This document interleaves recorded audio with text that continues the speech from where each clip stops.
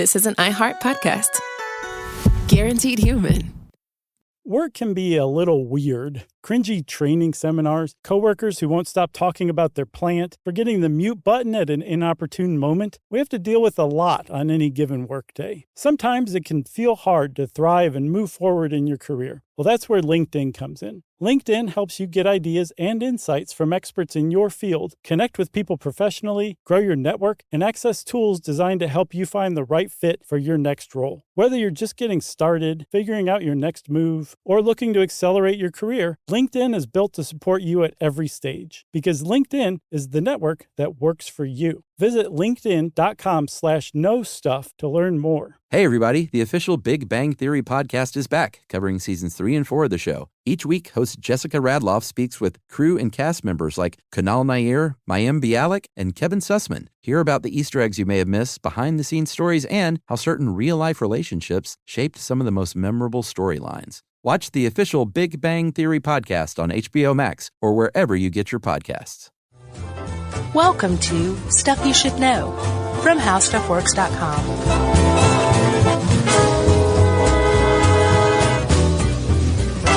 Hey, and welcome to the podcast. I'm Josh Clark, and there's Charles W. Chuck Bryant, and there's Jerry. The placebo deucer. No. Nope. That was bad. Chuck, Yes. have you ever heard of the word placebo deucer? Yeah, I've heard placebo. You know what I mean? I do. Oh, tell everybody. I shall see. No. I will please. I shall please is what I meant. I shall see. Yeah. We'll see about that. I shall please is what I meant. In Latin? Yes. Right. So, placebo. Everybody's heard of a placebo, and very famously, the placebo effect. You want to know where that comes from? The placebo effect? No, the word placebo. Oh, yeah. 14th century, it referred to hired mourners at funerals. What? They would hire mourners in place of family members, and they would start their mourning wailing with, not mourning, but as in M-O-U-R. Right. With placebo domino in region vivorum, which means I shall please the Lord in the land of the living. But in that, it means placebo, this article said it carries the connotation of substitution. Weird. Yeah. That is fantastic stuff. I thought so. This is from Placebos and Placebo Effects in Medicine, Historical Overview by Tisson, Kapchuk, Green, and Clegion. Oh, Kapchuk. That guy is high quality. Oh, yeah? Yeah. A lot of skeptics. Ted Kapchuk. Yeah. Kapchuk? He's at Harvard. Let me tell you a little bit about Ted Kapchuk. Okay. Of the Coney Island Kapchuks? I just raised a lot of skeptics' hackles because some people see him as a huckster, a fraud, or everything that's wrong with placebos. These people would probably have a problem with us even talking seriously about the placebo effect in the first place. Yeah. So I don't know that it's a really big deal that I just raised their hackles. Okay. But Ted Kapchuk is a former... Owes me $50. Right. Let me tell you about Kapchuk. Yeah. Now, he's a former acupuncturist. Ah. And he apparently had some sort of epiphany one day when he was treating somebody, and they started to feel better before he'd even used the acupuncture. Huh. So he started wondering, like, okay, what's going on here? And he started investigating the placebo effect. And in short order, he ended up as an instructor at Harvard and became one of the leading researchers into the placebo effect, which is a really strange journey because Harvard Medical School doesn't usually hire acupuncturists. Yeah. And he had like kind of a rocky road at first. Like he didn't know what he was doing with clinical trials, and he got publicly called out in the New England Journal of Medicine. And over the years, over the decades, I think this was the 80s that he really started to look into it. He, like I said, became the foremost researcher in coming up with quality clinical trials for trying to get to the root of what the placebo effect is and how to use it. What years was that, do you know? Well, he's still doing it. Oh, but when was this, when he was started all that stuff at Harvard? He got called out in, I think, a 2001 issue of the New England Journal of Medicine, basically for not using a control group in his placebo study. Okay. So, when you do a study, you have a placebo group, which is your control group. Yeah. And that basically is, I'm giving you real medicine, but I'm giving Jerry a sugar pill. Yeah. And in a proper study, I don't know who's getting the sugar pill and who's getting the medicine. It's called double blind. Right. So if you're studying just the placebo effect, I should be giving you a placebo and I should be giving Jerry no treatment whatsoever to truly. I thought you needed 3 people, one with a real treatment, one with placebo, and one with no treatment. It's another way to do it. Oh, okay. At the very least, though, you need the placebo group and somebody who's receiving no treatment. Gotcha. You see? Yeah. If we're skinning cats. Well, if you're doing good science, Yeah. researching into the placebo effect.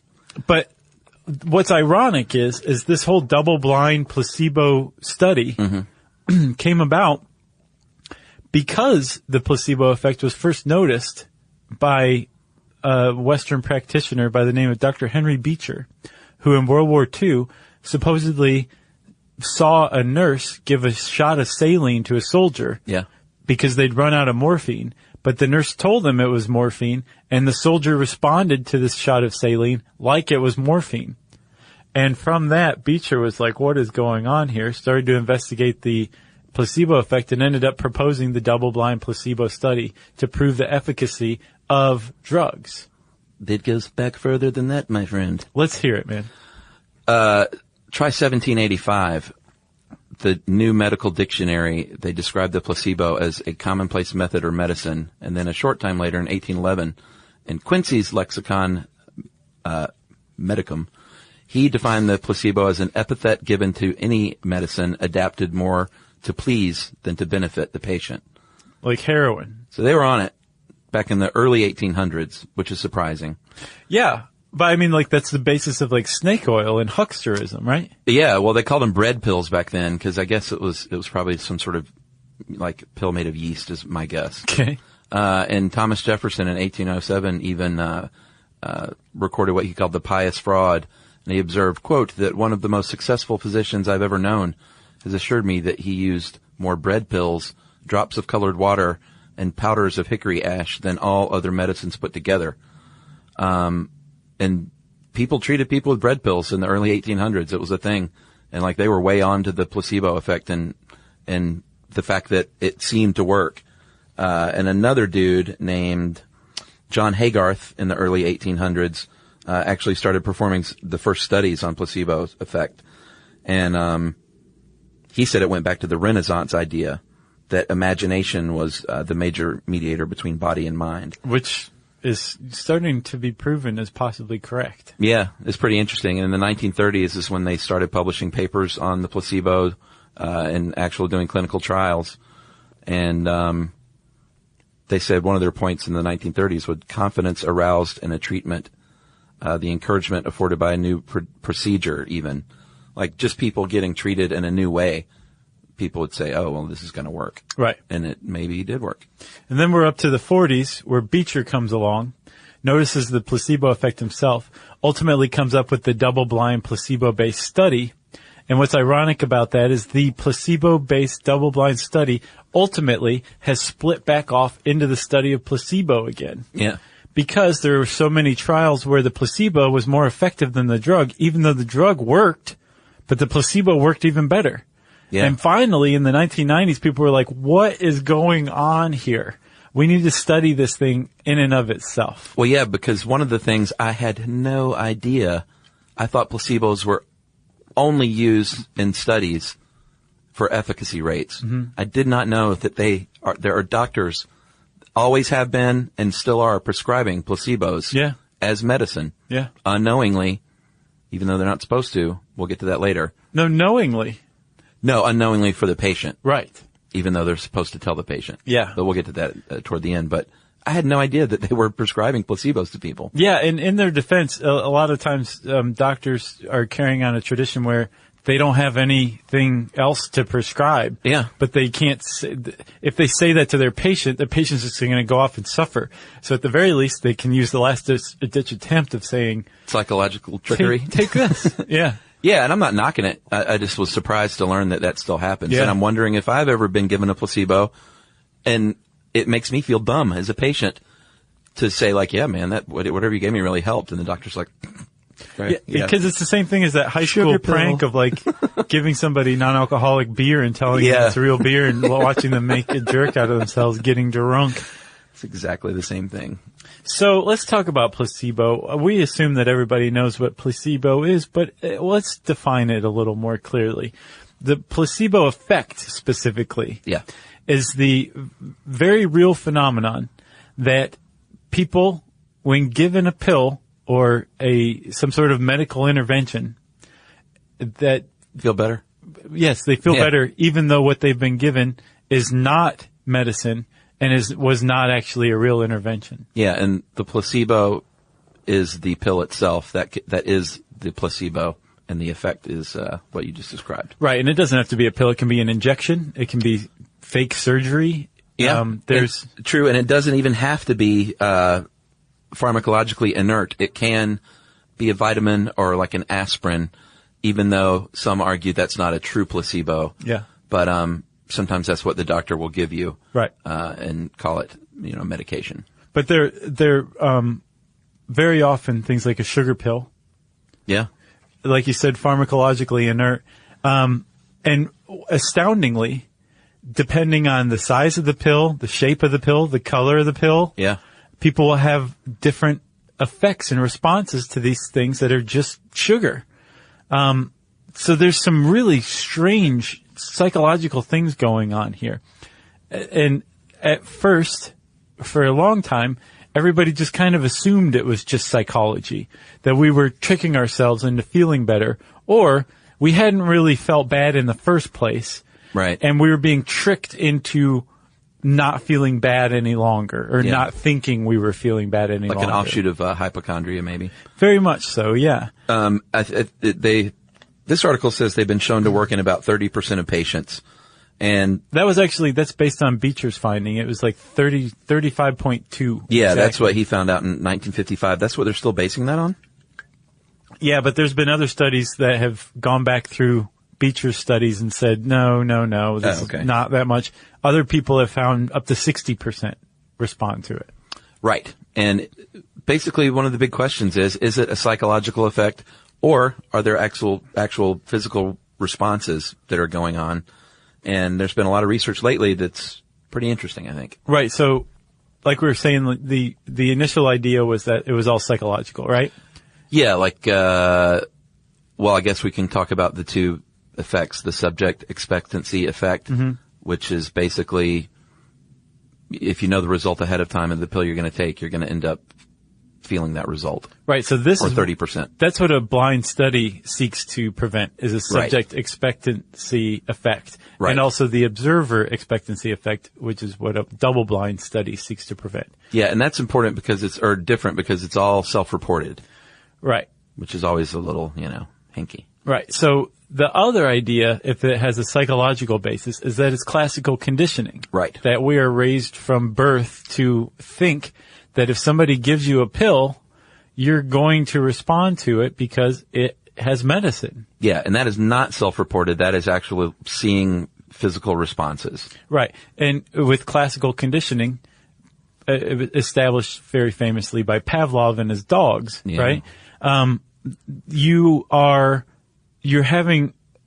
responding physically to a psychological stimulus. Yes. Right? Yeah. So you are getting a physiological response. So classical conditioning eventually kind of came to be viewed as the more reasonable explanation for what was going on. Right. Because study after study after study has shown that we are having a physical reaction to these inert placebos. Yeah, one of them in 2002 from UCLA's Neuropsychiatric Institute. They had a couple of groups of patients, and a lot of the placebo studies are for mental conditions. Not all of them, but a lot of them are. Or in like the clinical trials. Yeah. Exactly. So this one was for antidepressants, and they had two groups that got experimental drugs, like real drugs. Mm-hmm. And then the third was given the placebo. They spent a few weeks on these pills and monitored their brain activity with the old EEG, Wonder machine. And, well, it's not the Wonder Machine. The MRI is the Wonder Machine. It's a Wonder Machine, not the Wonder Machine. Right. And the patients on the placebo reported positive effects and showed greater increase of brain activity than those who had responded to the drug. I remember that it was the study. Yeah, it totally undermined people's faith in antidepressants. Because this was on the other end of like the whole 90s where everybody was on antidepressants, and I wasn't. This study came out and was like, people were saying like, do these things even work? Right. It was kind of taken the opposite way. Rather than, wow, the placebo effect is really something, it was, wow, antidepressants are fraudulent. Right. You know? Well, I wonder what they were trying to, it was a placebo study though, right? Yeah. So it kind of backfired, or yes. Did they even care? No, I think they very much cared, because when compared to placebo, the whole point of a drug trial is to show that this drug is more effective than placebo. It's more effective than the imagination. Right. And if it's not, then that means that drug shouldn't be brought to market. Even though now the thinking is more like, that's not necessarily true, because we're coming to understand the placebo effect can be very powerful. Yeah. Especially depending on the individual too. Yeah, for sure. The interesting thing about that study is when the EEG lit up, the activity was in different parts of the brain. I think the placebo patient said the prefrontal cortex was lighting up. Right. And basically that says that the brain isn't being fooled. It's just doing something different. Yeah. They responded better to the treatment than the people who responded to the drug. Yeah. So some people did respond to the drug, but different parts of their brain were activated by the drug than the people who responded well to the placebo. That's right. Even though they felt better. Yeah. That's mind-boggling. It is. So they reached the same conclusion, but using a totally different region of their brain, and they actually felt better. Yeah. That wasn't the first study to prove that there is a physiological response to placebos. Or last. There was a dental study from the 70s that I think was the first that showed that if you blocked endorphins, which are nature's pain relievers, you can also block the placebo effect. So the people weren't responding to the placebo like you would expect them to, a pain reliever placebo, because they weren't able to release their natural pain relievers. Yeah, and that's backed up, I guess, by this 2004 study from University of Michigan. Go Wolverines. Yeah. They basically demonstrated that it is related to endorphins specifically. So I guess that backs up that study, because if you can block them. So here's the thing. It's not, that study was related to endorphins specifically. Other studies have found that it can be related to how much a person expresses dopamine specifically. Right. So there's like this idea that there's a genetic basis to our predisposition to placebos. Yeah. But I think that it's depending on the drug or the effect that you're trying to induce using the placebo effect. Because think about it. If you are somebody who naturally produces more endorphins than somebody else, you're going to naturally produce more endorphins when it's triggered by a placebo than somebody who doesn't produce more endorphins naturally. Yeah. So there's a genetic basis to it, I guess, but I think the genetic basis is that the individual must be predispositioned to be able to have that genetic response to the drug or the placebo, and have that I guess response to it. Yeah, and it, like you said, it's all so personal, because they found that it is even affected by a person's personal experience with past pills. Like the color of the pill, the shape and size of the pill will have a different reaction because the person had maybe took another little blue pill for something else. Sure. And actually blue pills in particular are known to be, to have sedative effects as placebos. Red pills are known to have stimulating and pain relieving effects as placebo. That's odd that they made Viagra blue. Yeah.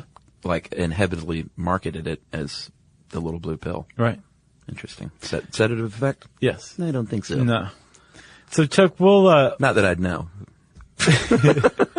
We've got more stuff about all this coming up. I don't know what we're going to talk about next. It's a grab bag right now. Yeah. But we're going to come right back after these messages. Hey, everybody. I want to talk to you a little bit about Tide Evo because it represents over 10 years of innovation and product development. Tide Evo is a first-of-its-kind technology where tens of thousands of minuscule fibers are spun together to form a 6 times powerful layer packed with scrubbers, brighteners, pre-treaters, and fresheners. And that's going to deliver a breakthrough clean that's so powerful, it feels like magic. Yeah, it is kind of like magic. Tide Evo is revolutionary. A 100% concentrated, waterless laundry tile that's made of compressed microfiber soap layers rather than liquid or powder. And it's not like pods or sheets because it uses 6 layers of detergent fibers to deliver superior cold water cleaning without plastic packaging of any kind. And it provides a mess-free, lightweight solution that dissolves lickety-split. So whenever you run into a laundry challenge, turn to Tide Evo. It's revolutionary. It's magic. Try new Tide Evo. Real laundry magic. Introducing the all-new Mazda CX-5, featuring more connection, Hey Google, where's the nearest Pilates class? safety that has your back, more discovery on the scenic routes, more passion in the details, and more control in changing weather.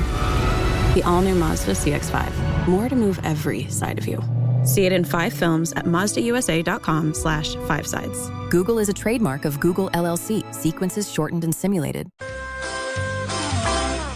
All right, we're back, buddy, and I tell you what we're going to talk about, something that I had never heard of, which I think is super interesting. Oh, I know. The nocebo effect. It's awesome. It is super cool, and that is when, well, there's a couple of things. That is when you are taking a placebo and you experience maybe the effects of the pill, which is great, and the side effects of that pill that you think might be, that you're supposed to have. Right. So you're actually experiencing side effects that shouldn't be there. Right. And because it's a sugar pill. They notice this in clinical trials too, because when you're carrying out a clinical trial, you have to warn the patients. Yeah. This drug may give you these terrible side effects.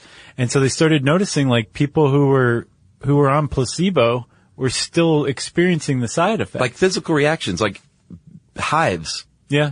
And itching and things. Right.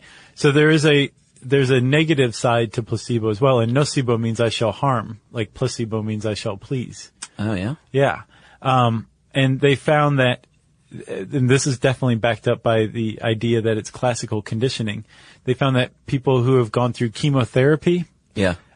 Can become nauseated when they enter a room that's painted the same color as the room where they received chemo before. Yeah, that makes sense. Yeah, so there's all sorts of ways that the nocebo effect can pop up, but it's pretty mind-boggling as well. Yeah, and the nocebo doesn't even have to be just with a placebo. You can experience side effects that aren't on the list of a real drug because of what we were talking about, because it looked like another pill you might have had before. Yeah.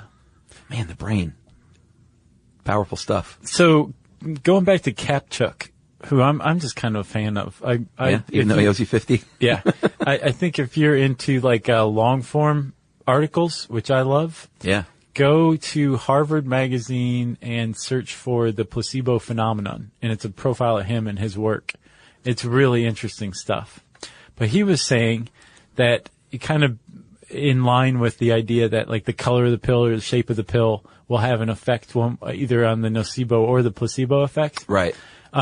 He was saying that it seems like the basis of the placebo effect is what's called ritual. Yeah.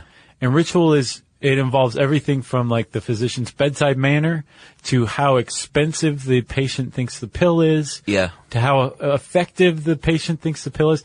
And, he did a study where he carried out what was called schmaltzy, like a schmaltzy care, to where he was just lavishing attention on the patient and telling them how badly he felt that they were going through this. Right. But this pill is really effective with your condition.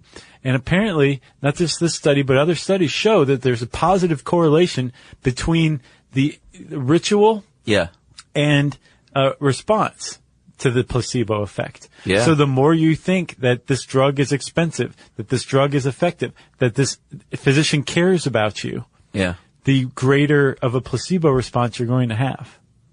Yeah. Have you ever been accused of being a hypochondriac by anyone? No.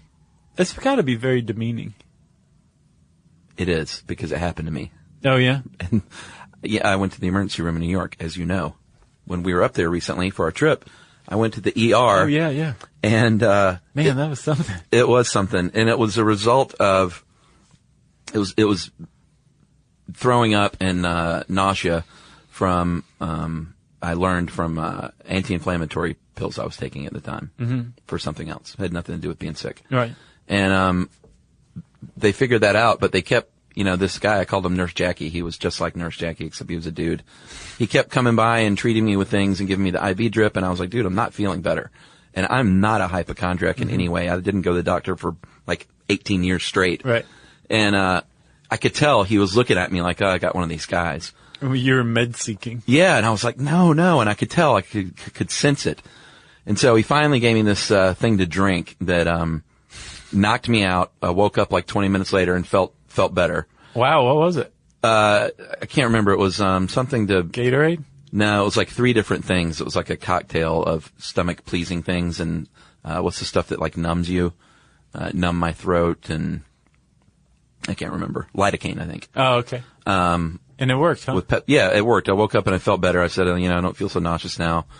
And they were checking me out, and I reached up and I felt behind my ear for some reason, and it felt like a golf ball behind my ear. And it had popped up in the last 20 minutes. Wow. And so I was literally leaving. I was like, oh, wait a minute. I got this thing behind my ear all of a sudden. And this guy looked at me like, and he called the doctor over, and she was like, yeah, it's very swollen. It's your lymph node. But he wasn't there for that. So he came back over. He's like, hey, what'd she say? I said, well, she said it's a swollen lymph. And he said that you're a hypochondriac. And I was so mad at Nurse Jackie. Yeah. I was like, dude, look at it. It's huge. I'm not making this up. And I started defending myself like, I never go to doctors and I'm not one of those people. And he was like, I was just kidding. And I was just kidding. Yeah, but it totally made me feel like a jerk. Yeah. Imagine if if that happened to you a lot too. I mean, that just well, that sucks. means you're a hypochondriac. Right. But no, it definitely made me felt, and I know he was kidding, but it made me feel really bad. Like I'm in there just, what's the syndrome? Munchausen? Is that it? Yeah. Yeah. We did an episode on that too. Yeah. Anyway, sorry about that. Yeah, well, I'm sorry that happened to you. Thanks. I mean, that is BS. But you mentioned the IV. Yeah. I guarantee you that was just saline, and that's a placebo in itself. No, I mean, they told me that. I mean, they didn't say, like, this is the wonder bag. Right. But there's basically no reason to give you saline solution. Well, to hydrate me, I guess, if I'd been throwing up. Oh, yeah, okay. But, yeah, I guess you're right, though, to see, like, something dripping into your arm. Like, surely that's got to be right. Doing something. Yeah. Well, one interesting thing is, back to placebos, there have been studies that have shown that if you don't tell the patient what they're supposed to do, that they don't work as well. Yeah, they even found that with drugs that they know for a fact work. Yeah, if you don't tell them, it won't work. Yeah, they did a placebo-based trial with a painkiller, and the painkiller proved more effective than placebo. And then they did another trial with the same painkiller, didn't tell anybody what it was, yeah, and it didn't work. Interesting. And then conversely, this is the one that gets me. Yeah. The study where they, it's so crazy. I know where you're going. They used an injection that they put into patients' jaws in the study, yeah, which that sounds awful. Mean, yeah. To induce pain. Like, that was the point. They were trying to induce pain in somebody's jaw using harmless but painful jaw injections. Yeah. And they would inject saline into the jaw to keep the patient's self-reported pain level steady throughout the study. Yeah. And then they used another injection and gave them saline, but told them this was a pain reliever. And everybody's pain across the board dropped. Yeah. As a result in the study. Unbelievable. Placebo effect. I could just sit around and rattle off studies all day. It's pretty interesting. What do you think about Obicalp? Yeah, it seems... Kids are dumb. You could just call it placebo anyway. I think it's unnecessary. Well, Obicalp is placebo spelled backwards, obviously, and that in 2008 was, I guess, sort of invented, or not invented, but coined and packaged by a mother, I think Australian, named Jen Butner. She Australian? I don't know. I think so. Is that an Australian last name? And no, I don't think there's such a thing. And so that's basically placebos for kids. It's marketed. You can buy a bottle of Obicalp, and it's for when your kid isn't feeling good, but but you know your kid's not sick, that kind of thing. Right. And so you give the kid the pill, and it makes them feel better. And some people have problems with this and say you're teaching your child that you get relief from pills only. Right. When they're, don't necessarily need to be taking pills all the time. And proponents say, you know what, it's the same thing as putting a bandage or kissing a boo-boo. It's, like you said, these are dumb little kids. I remember growing up with pie. children's aspirin, the orange aspirin. I'm pretty sure those were just sugar pills. You think? I ate a whole bottle of them once, Like and I was fine. No, well, but those were vitamins. So. It was children's aspirin. Oh! I thought And you they said were vitamins. orange flavored. Yeah, I totally remember those. Yeah, I think those were probably a placebo. I remember the taste. Like I can still sense that. They were good. They were That's why delicious. I ate a whole bottle of them once because I was a little fat kid. You didn't get sick? No. Those sugar pills? I think so. Because I even remember I was old enough thinking like, I probably shouldn't have eaten that whole bottle of those things. Because it's medicine. And washed it down with a scotch. And I was right. And that was fine afterward. Well, they do have legit baby aspirin now, though. Do they? I'm starting to doubt everything. So, talk about doubt. There are plenty of criticisms of all this. And we'll talk about them right after this. Stuff you should know.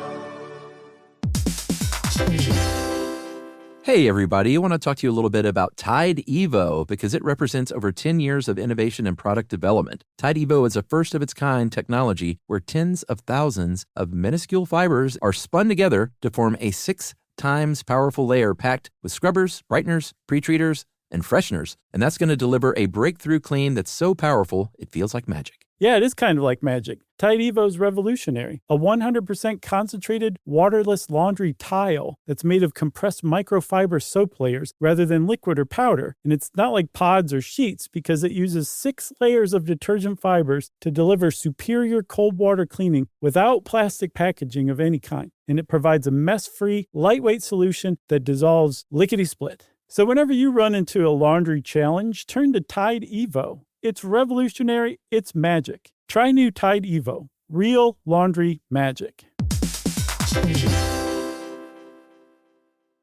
Introducing the all-new Mazda CX-5, featuring more connection, Hey Google, where's the nearest Pilates class?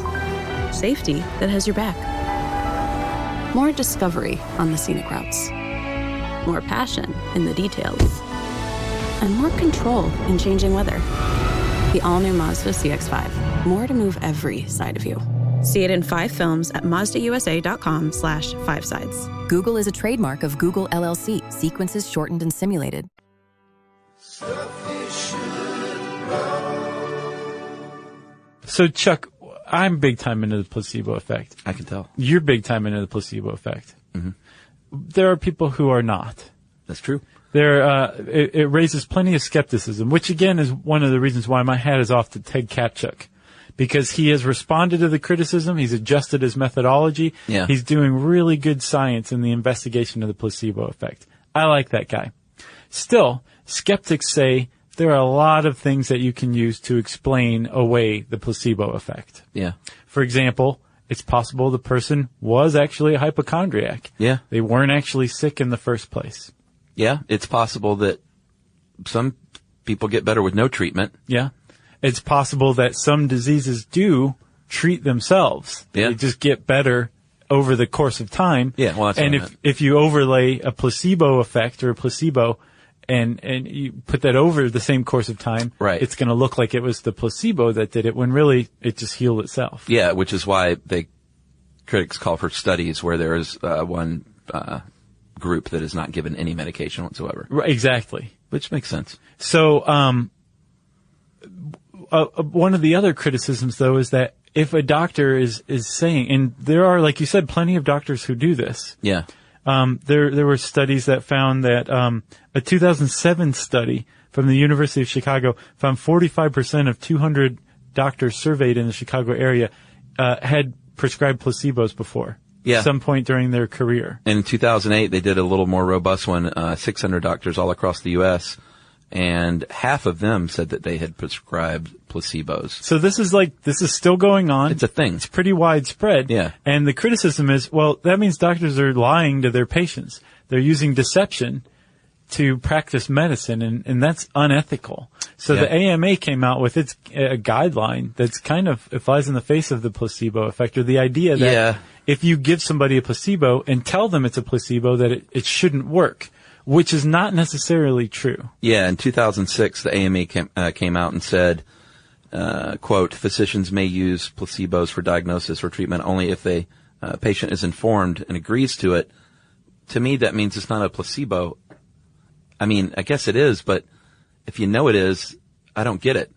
Like, what's the point of a doctor coming in and saying, I'm going to give you this sugar pill. Right. Would you like a prescription for sugar pills? And you say, yes, I would. Supposedly there are studies that show the placebo effect is still possible. Still works. Yeah, sometimes.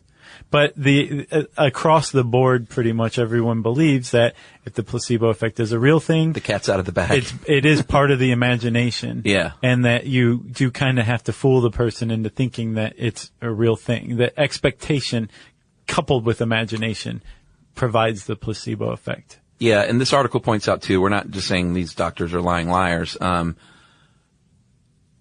Apparently one tack that a doctor can take is to say, I have something that I think can help, but I don't exactly know what the deal is with it or how it works. Right. But I'll give it to you if you want to try it. And you know how people are. A lot of people are like, sure, I'll try anything. Right, exactly. That's not really deception, because if the doctor's prescribing a placebo, he or she obviously does believe in the placebo effect, so he or she does think it could work, but doesn't know how. Yeah, or if it only really does work in 30% of the population, then you've got a 70% chance of striking out anyway with this course of treatment. Right. So you're back to where you started to begin with. Yeah, and again, that falls into the what's the point category. Now, again, we should say that a lot of physicians who do prescribe placebos aren't just doing it to toy with their patients. They're doing it because they think that their patient will suffer more without it. Sure. Or they just don't have anything that could be used to address the patient's problem. Like, they can't find anything medically wrong with the patient, but just saying that to the patient's not going to help, so here's a sugar pill. Yeah. The other tack that a doctor can take too, Chuck, is to say, hey, new patient, welcome to my practice. Let me tell you about the placebo effect. And in the course of me treating you, sometime during your lifetime, I may find that a placebo will be the best thing to use. Yeah. Are you okay with me doing that to you at some point, possibly? Basically, like signing up for my own personal long-term study. Kind of, yeah. As a doctor. But wouldn't you, from that point on, be like, you just gave me the placebo, didn't you? It's a placebo. Yeah. I know it's a placebo. I wouldn't know which way was up. Like, I don't know how to feel. That's the drug. Better, worse, side effects, none. Yep. And the other tack doctors can take is to knock off early and go hit the golf course. Which they do that one a lot. On TV. That's such an old bit. Trope. It's like, cops and their donuts. Is that... Doctors in Golf? Yeah. I think that one's pretty accurate. I mean, in Caddyshack, the doctor was Dr. Beeper. Yeah. He was the one who just got mad all the time, right? No, that was Judge Smales. Dr. Beeper was, he was just one of the guys, one of the foursome. Oh, okay. That I think he played, Was it Buck Henry? Was he the doctor? No. I can picture the guy. It's Buck Henry, right? Is that who you're picturing? I don't think so. We'll figure this out offline. How about that? Yeah. All right. If you want to know more about the placebo effect, and believe us, there is plenty more to know about it, you can type those two words in the search bar at howstuffworks.com. And since I said that, it's time for listener mail. I'm going to call this Australian last name. He says, Dear Josh, Chuck, and Jerry, and anyone else I should thank. And I think we never mention other people that support us. Didn't we already talk about an Australian last name? Yeah, that was the joke. Oh, okay. It's called a callback. Gotcha. I just felt like deja vu. This listener mail, though, made me realize that we don't thank other folks a lot besides Jerry and like Noel and Matt. But let's do that now. Okay. Like Rebecca. Mm-hmm. Rebecca is, what's her official title? I don't even know what titles are around here. Producer? Web producer, maybe? Yeah, I mean, she handles our website. Yeah. And makes everything look great. Yeah. And Sherry, even though we do our own social media, Sherry does social media for How Stuff Works. Yeah, and she throws to us a lot. Throws to us and helps us out a lot. And Joe, our buddy Joe, Yeah. is He's a an huge ace. help. And that's kind of the crack staff. I mean, we're answering our own emails and we're doing a lot of our own stuff. Right. But doesn't mean we don't have help. You know what I'm saying? No, we have tons of help. So, I just want to say thanks to those That people. is very nice of you, Chuck. Sure. Thanks, everybody. Yeah, I figured 7 years in, we might as well shout out some of our help. So this is from Alex, and he said to thank anyone else he doesn't know about. And he's from Perth, Western Australia, which is nothing like Eastern Australia. I'm a 19-year-old aspiring electrician trapped in the depths of Western Australia's mining downturn. Due to layoffs in the mining sector, I've been unable to find an apprenticeship, and I would have lost hope if it weren't for you guys. It was just after New Year's, January 6th, 2014, when I came across the magical production called Stuff You Should Know. As at the time of this writing, it is May 10th, and I have finished the epic adventure of 600 episodes plus. That's in a very short time, my friend. Yeah, it is. It's been an amazing journey, and I want to thank you for pulling me through the hard days of resume writing and delivering. Long days of waiting previously were mind-numbing, but have since been filled with interesting, insightful, and overall incredible, enjoyable content. My favorites, gene patents, lobotomies, and the masterfully dictated Halloween episodes. We like those too. Those Alex. are some of my favorites. Although Christmas, I think, is the best.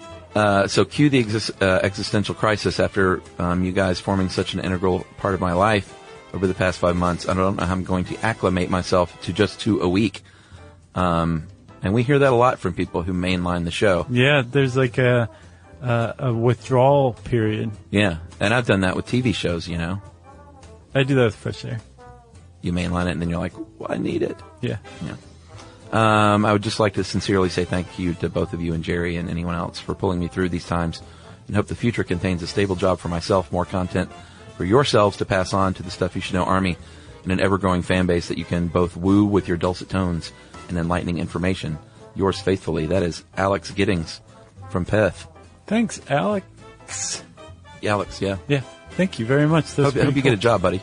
Yeah, for sure. If you're in Perth and you're looking for an electrician, contact Alex. He's shockingly good. Nice, Chuck. So terrible. We're ending on that one. If you want to get in touch with us, you can tweet to us at SYSK Podcast. You can join us on Facebook.com/Stuff You Should Know. You can send us an email to stuffpodcast@howstuffworks.com. And as always, join us at our home on the web, stuffyoushouldknow.com.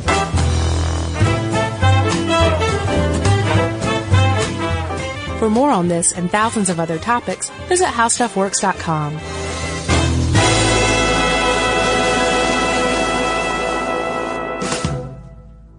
Introducing the all-new Mazda CX-5, featuring more connection, Hey Google, where's the nearest Pilates class?